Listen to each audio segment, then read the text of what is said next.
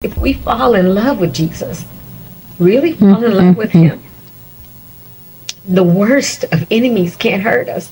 I've seen people have testimonies where somebody killed their child and they prayed for that person's soul. That's where we have to be, you know. You're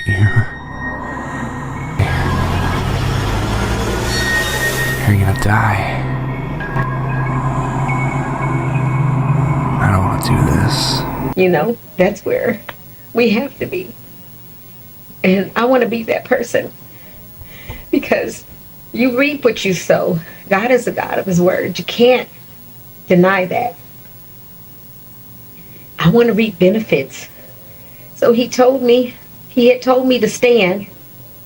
He told me to fall in love with Jesus. And then he told me to get ready for a blessing. Wow. The death of a woman at a jail in Amador County while on a visit is now being investigated as a homicide. It happened last Wednesday at Mule Creek State Prison when 62-year-old Stevi-D Brinson was visiting her husband. He's an inmate there. The State Department of Corrections says the inmate used the family visit phone to tell officers his wife had passed out during her visit. But the cause of her death is allegedly to have been caused by strangulation. Amador County and the state prison is now handling the investigation. Stephanie Dowell was 62 years old, beautiful, energetic, athletic, and a proud mother and grandmother. By all accounts, she had lived a life full of love, success, and strength. But in the final chapter of her story, Stephanie made a decision that was not just bizarre, but downright dangerous. After striking up a conversation with a man online, 54-year-old David Brinson, she somehow convinced herself that a convicted quadruple murderer serving 4 life sentences plus 3 years was boyfriend material. Let's be honest, David wasn't just waving red flags, he was drowning in them. He murdered 4 men in one night back in 1994, showed zero remorse, and had no realistic chance of release. But against all logic, all reason, and all cries from her family, Stephanie didn't just fall for him, she married him. Yup. She became Mrs. Brinson, prison walls and all, as if love letters and state-issued jumpsuits were the new fairy tale. Stephanie had a slew of accomplishments, the kind most women would be proud of. She raised a family, stayed active, and built a full life. But now, none of that will make headlines, because the world won't remember her as the loving mom, the dedicated grandmother, or the vibrant woman she was. She'll be remembered as the lonely older woman killed by her prison bae during a conjugal visit. A tragic ending to a story that should have never had a second act. Stephanie, affectionately called Stevi-D by family and friends, was a woman of many hats, and she wore them well. A graduate of the University of Southern California with a degree in special education, she held positions ranging from law firm office manager to dental practice manager, to Mary Kay director, to bookkeeper, to hairstylist. But it was hairstyling, her true passion, that she turned into her legacy. Her salon, Hair Elite, located on Crenshaw, wasn't just a business, it was a sanctuary. Known for its Brazilian blowouts, good vibes, and staff that made you feel like family, Hair Elite became a hub for beauty, laughter, and empowerment.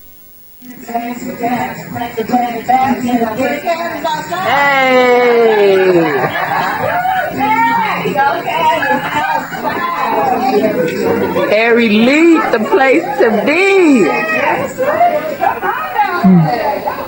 When Better Steve times. wasn't working, she was out living, sports games, events, family gatherings, you name it. She was a social butterfly with a full calendar and an even fuller heart, especially when it came to her kids and grandkids. But behind the fabulous hair and warm hugs, there was a sadness she rarely showed. By 2017, now in her mid-50s, she posted on Facebook, opening up about years of heartbreak. I like to do videos because I don't like the way I look in pictures. But this morning after my run, or during my run, I was talking to God and just saying how much pain I'm always feeling. And why do I have to go through so much? I realized, I'm a pretty happy person. I got a lot of great things going. but I suffer a lot of heartaches. And I feel like maybe somebody else can attest to this. You might be a very giving person, and a lot of times you do a lot of wonderful things. But I've been praying for like 45, 50 days now, the same thing. And God told me that, my heart needs to be even softer. I was like, oh my God, I suffered hundreds of thousands of dollars in loss because my heart being soft, people walking over me doing things. What could you possibly be talking about?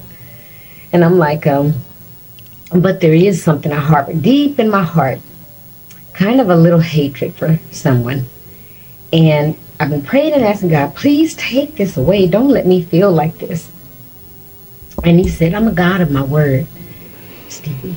He said, I truly love you, and I know your heart and that you love people. He said, but you have somebody that you hate, and that's my child. And I was like, God, but the wrong that was done. And he said, well, greater wrong had been done to my son. He said, but he still loved you enough to save your soul.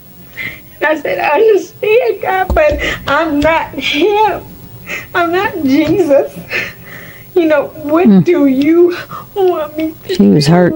How can I get rid of this? And he said, you need to fall in love with Jesus. And I said, I love the Lord. He said, no, fall in love with Jesus. If you fall in love with Jesus, nothing can really hurt you like that. Nothing. I have doubts if I'm going to post this because I look so bad.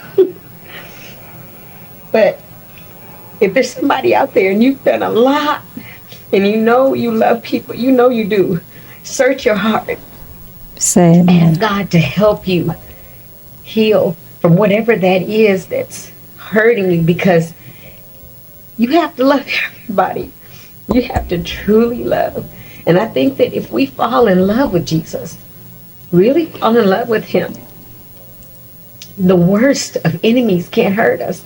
I've seen people have testimonies where somebody killed their child and they prayed for that person's soul. Horrible. That's where we have to be. That's where we have to be.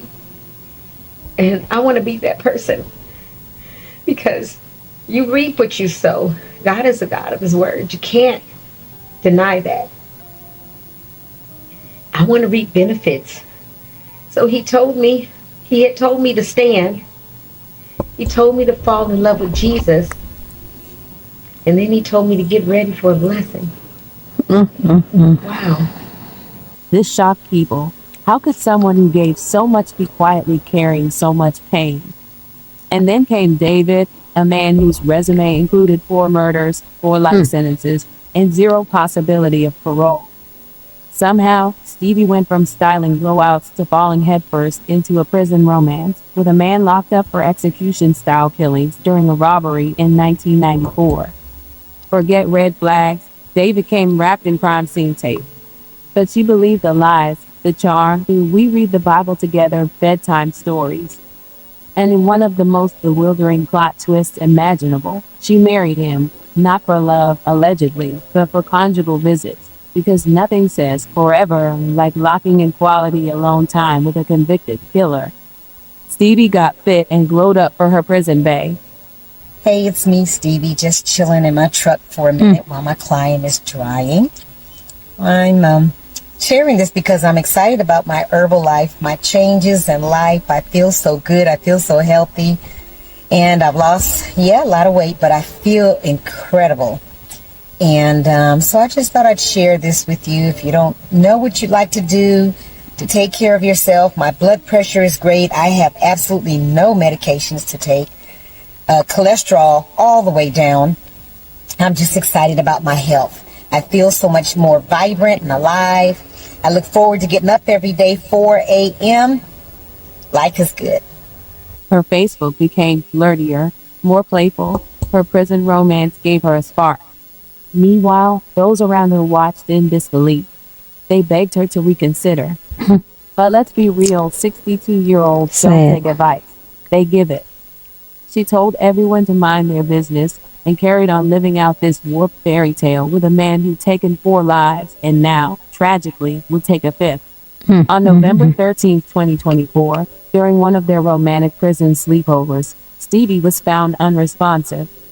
Brinson calmly used the unit phone to call officers and report that his wife had passed out. Despite emergency efforts, Stevie died an hour later. But the horror didn't fully hit until 4 months later, when her family was informed her death wasn't natural, it was homicide by strangulation. Her killer? The man she married. The man serving 4 life sentences.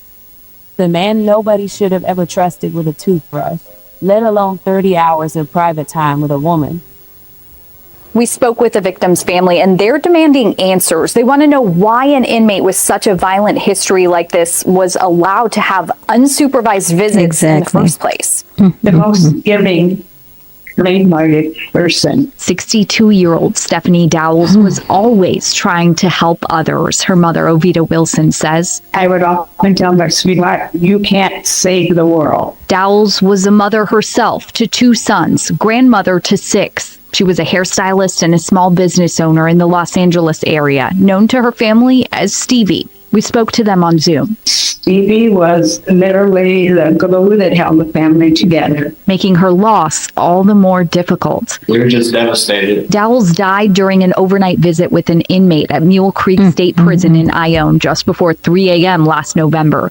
Now, 4 months later, the Amador County coroner confirmed her family's fears, finding the death was a homicide. The coroner says she was strangled. How could they just, let this happen and just don't get it? Armand Torres says the prison should be held accountable. He says his mom was visiting her husband, David Brinson, there. They would read the Bible together. He was in school in there. She was pushing him to try to be this better person. But Brinson is serving 4 consecutive life terms with a 20-year determinate sentence on top of that, without the possibility of parole. Oh my God. All after his 1993 conviction of 4 murders. My mom was just left alone, and she, called for help, I'm sure. And there's nothing she could do. Officials say the criminal investigation is still underway. So as of now, no one's been charged with Dowell's murder. But it happened during a family visit, which the California Department of Corrections and Rehabilitation website describes as a visit in private apartment-like facilities on prison grounds that can last approximately 30 to 40 hours.